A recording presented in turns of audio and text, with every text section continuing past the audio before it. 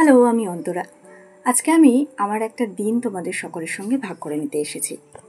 দিনটা যদিও এখনকার নয়, বেশ অনেক দিন আগে পাহাড় থেকে ফিরেই সোজা চলে গিয়েছিলাম সমুদ্রে ঘুরতে। জায়গাটা কোথায় তোমাদের সকলেরই চেনা, নতুন করে বলার নেই। বিকেল হয়ে গিয়েছিল, তবে বিকেল হওয়ার আগে এরকম সুন্দর বাবলসের একটা দোকান পেয়েছিলাম। এটা যদিও ছিল আম মাখার দোকান, আর তার উল্টো দিকেই ছিল এরকম একটা ক্যাকটাস বাগান। আলাদা কোনো বাগান নয়, রাস্তার ধারেই, তবে ফুলগুলো দেখে বেশ ভালো লেগেছিল।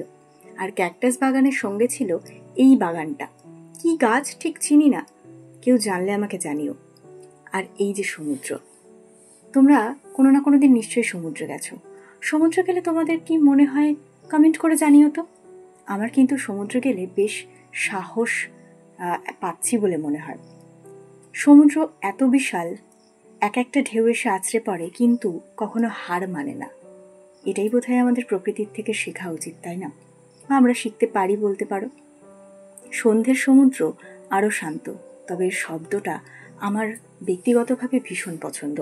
কখনো মনে হয় গর্জন, কখনো মনে হয় কে যেন কাঁদছে, কখনো মনে হয় কেউ কিছু বলতে চাইছে। যাই হোক, আজকে এটুকুই, পরে আবার দেখা হবে।